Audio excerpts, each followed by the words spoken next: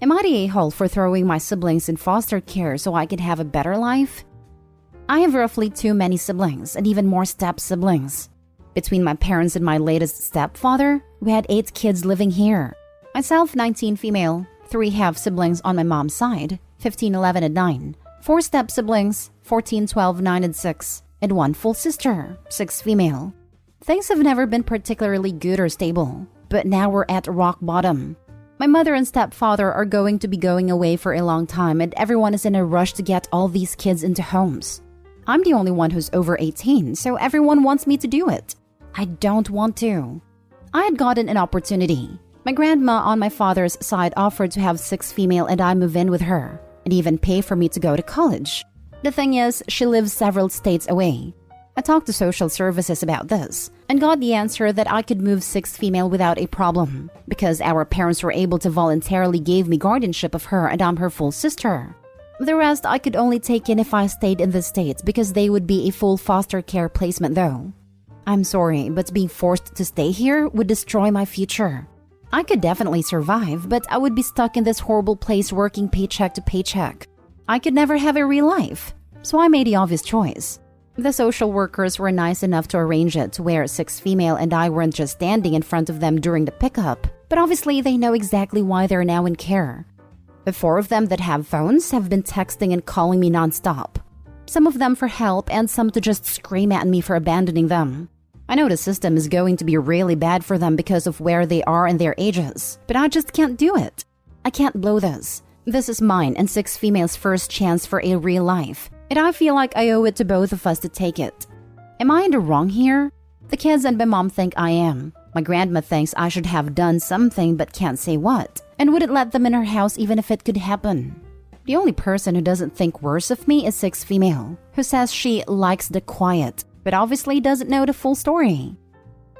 Now for the top comments. Not stay home. Your siblings should be mad at your parents, not you. They were the ones putting everyone in this position. You are 19. In no way can or should you be the parent to that many kids. Don't fault yourself.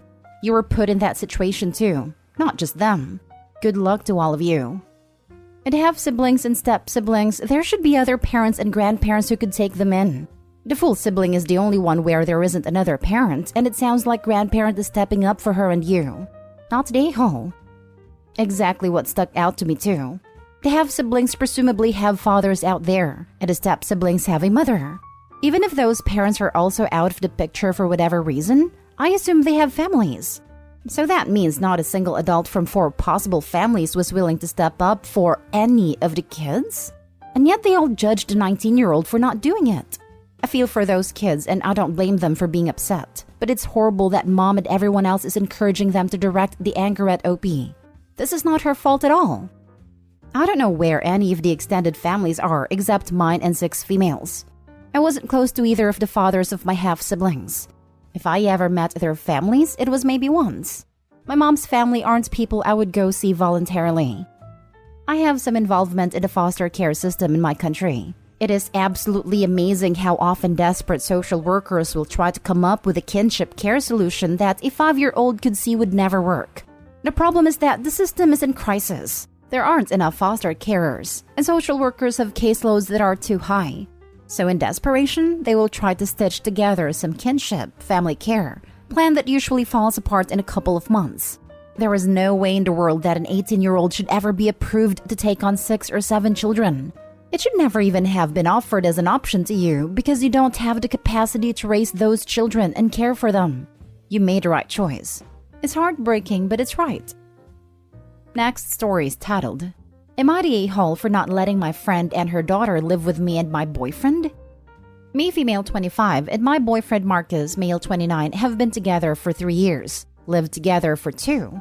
I've known Ellie, female 24, since we were kids. We grew up down the street from each other and have remained close friends all these years. She has a 3-year-old daughter, Heather. The guy that got her pregnant ended up being a total piece of crap and left her as soon as she gave birth.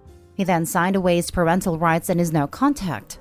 Ellie and Heather currently live with her parents and they help her financially.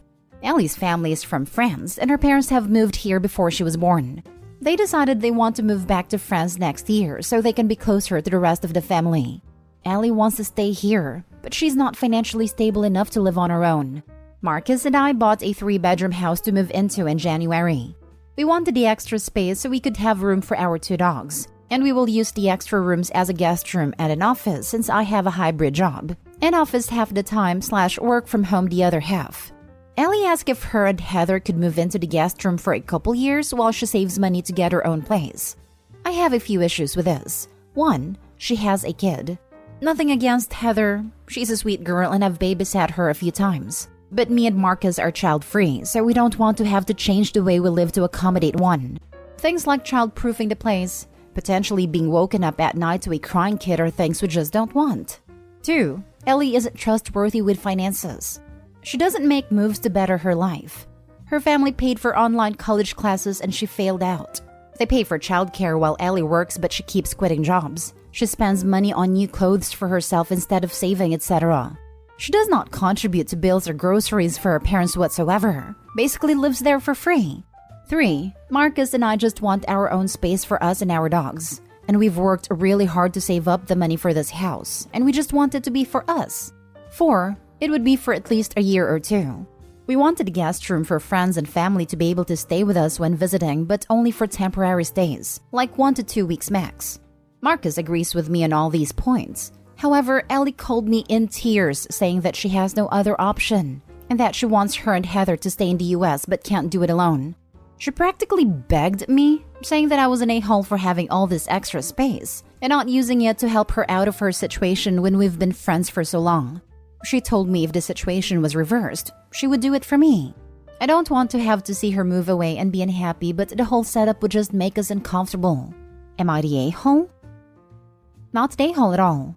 Those couple of years would basically be you with a child you didn't sign up for. And honestly, it would probably end up a lot longer than a couple of years. It's your house. You decide who stays and who doesn't. And her lack of planning is not your emergency. Ellie has other options. Either get her act together or move back to France with her parents. Not stay home. Right? She's acting desperate. But she has a home waiting for her in France if she's unwilling to not be a lazy flake. And it sounds like Ellie hasn't paid for rent, utilities, childcare, or food in years. She should absolutely have enough money saved to put a deposit on an apartment or something. This begs another question. Who will watch Heather while Ellie is at work or out? I'm assuming she will want Opie to watch the kid when she's working from home. If Ellie can't support herself and her child, she needs to move to France with her parents. Not expect to get the same treatment her parents give her from her friends. That is asking way too much of Opie and her husband. They may be lifelong friends, but it's not their responsibility to support her. Not the a-hole. Ellie has had months / years living with her parents to better her position and hasn't done so. Even though he signed away his rights, she could pursue the father for child support, but presumably hasn't done so. Why should you and your husband do more for Ellie and her daughter? House them, probably pay their utilities and maybe even feed them, than Ellie had done herself. If you let her move in, Ellie won't save. She'll just spend her money just like she always has. If Ellie wants a free ride, she can move to France with her parents. If she wants a free ride, she can just not. Because that's not the way the real world works. Not in the USA, not in France, not in Canada, not anywhere.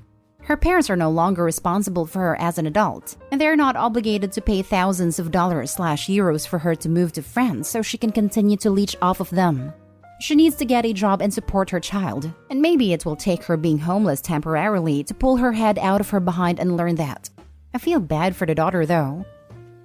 Next story. Am I the a-hole for not caring for a child I said I wouldn't care for? I, 28 female, am child-free. I don't even really like kids. My sister, 23 female Amber, has a kid, and because it's a pretty close-knit family, she's pretty used to everyone pitching in to help.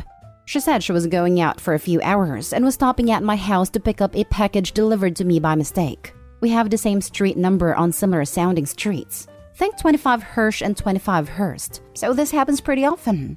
When Amber got to my house, she put down her kid and said, "Thanks for watching him, by the way." I asked her what she was talking about. She said she was thanking me for watching her kid as well. I said that I never agreed to it and was not okay with that. But she said, "We're sisters. Family helps family," and ended up leaving. So I didn't. I left the kid right in my entryway where Amber left him and just went about my day. I didn't leave the house or anything, but I said I'm not a babysitter, and I wasn't one. Well, Amber got mad at me when she came back 4 hours later and the kid had a full diaper and was crying when he saw her. I told her I said I wasn't watching her kid, and she's lucky I didn't call the police. But Amber said that not wanting to babysit doesn't mean you don't do it. The entire family sides with her, and Amber says she's cutting me off until I apologize and make more of an effort with my nephew. I've gotten nasty messages from relatives galore, and the only one who doesn't think me a raging witch is my dad, who doesn't involve at all in family drama. I do love my sister and understand family's family, but am I really the a-hole for not doing a job I expressly said I don't want? Now for the top comments. Everyone sucks here. You left a baby unsupervised for 4 hours? No matter what point you were trying to prove, are you really willing to risk the life of a baby to make it? The only good solution here was to tell her you wouldn't take care of the kid and tell her that if she leaves, you'll call the police. Then you call the police when she leaves. You don't let a kid unsupervised for 4 hours, even if your sister sucks. You don't let a kid unsupervised for 4 hours to prove a point. The baby was in a carrier. They left a child in the entryway in a carrier for 4 hours. Honestly disgusting of OP. Everyone sucks here. Yes, and people are missing the fact that babies have died in carriers from positional asphyxiation and strangulation. Is OP nuts? You would not leave a puppy out there like that. It can literally die. By all means, call the police or CPS to teach her a lesson. But risking a kid's life to prove some sort of point is WTF mate territory. The only one even more insane is the mom. How in the world does she leave her own baby alone like that without an adult explicitly taking responsibility? Truly, a lot of people in this world should not breed. This whole family's absolutely guano crazy. Everyone sucks here. Hard. You're the a-hole. You punished a tiny baby for the actions of an adult. Punishing the innocent is always an a-hole move. Doing it to a literal infant in diapers is unconscionable. You should be ashamed of yourself. Glad she plans to be child-free. At least some self-awareness, I guess. This is less child-free and more like anti-kid. Child-free people aren't cruel to kids. They just don't want them for themselves. She's what called aggressively child-free. They're some of the cruelest losers allowed to walk among the general public. Pathetic in every way and willing to let a child suffer for their own values. Now for the last story. Am I the a-hole for not wanting to babysit my ex's stepkids? Plus updates. My ex Thomas and I have been split for around 4 years. We have 2 kids together. Twins, a boy and a girl aged 12. He married Sandy about 18 months ago. She has 2 children between 7 to 10 years old. Our current custody agreement is I have the kids 2 weeks on 1 week off when they go to Thomas's. It's a private agreement we have as it works best with his job as he travels, so we make sure for that week he's home. Recently I got a text from Sandy asking if I could come pick the kids up. She had plans and my ex had been held up at work. Wasn't a problem. I was on my way home from work so I could swing by and get them. I rang my ex to confirm that's what he wanted and also said it's around 5:30. I'll keep them for the night. He said that was great and would let Sandy know. When I got to their place, my kids opened the door and were packed and ready to go. The kids called out that I was there and they were leaving, and she yelled out a goodbye. As I was pulling out of the driveway, Sandy comes running out waving her arms. I stop and ask what the problem was, and she said why I didn't take her kids. I said that wasn't what I agreed to and I would never agree to that. She replied, why not? I'm always babysitting your kids. I said that's something between you and Thomas, but my kids are my responsibility. And I'm sorry, but I don't know your children well enough to take them back to my house and have them stay. I left, and within 2 minutes, Thomas is on the phone begging me to go back and get Sandy's kids because she always watches ours. I said the same thing to him and hung up. I got the kids home, and while they were having dinner, I asked how often does Sandy watch them. My son said they normally don't see their dad till the weekend. Sometimes they see him in the morning, but it's normally Sandy who is with them during the week. I left the kids to watch TV and rang Thomas back. He started cussing me out about Sandy's kids. I let him finish and asked why he thought it would be appropriate for a woman that those kids hardly know look after them at my house. He said again that Sandy watched our kids, so fair is fair, and I've also upset her kids as they were looking forward to the sleepover. I rang my sister to vent and she flipped it on me and said I was taking my issues with Sandy and Thomas out on Sandy's kids. I don't have any issue with either of them, but I'm starting to feel like I was the a-hole, but I made no promises to our kids. Not the a-hole. That's just not how custody works. You aren't obligated to take care of your ex's stepkids. At this point, I would ask him if he wants to modify custody. Obviously, he is taking this as some sort of favor she is doing for you by babysitting your kids. Take that power off the table. If this is such a burden that she feels entitled to reciprocal childcare, I can certainly take that off both of your plate. And then there is no obligation that can even be inferred. Yep.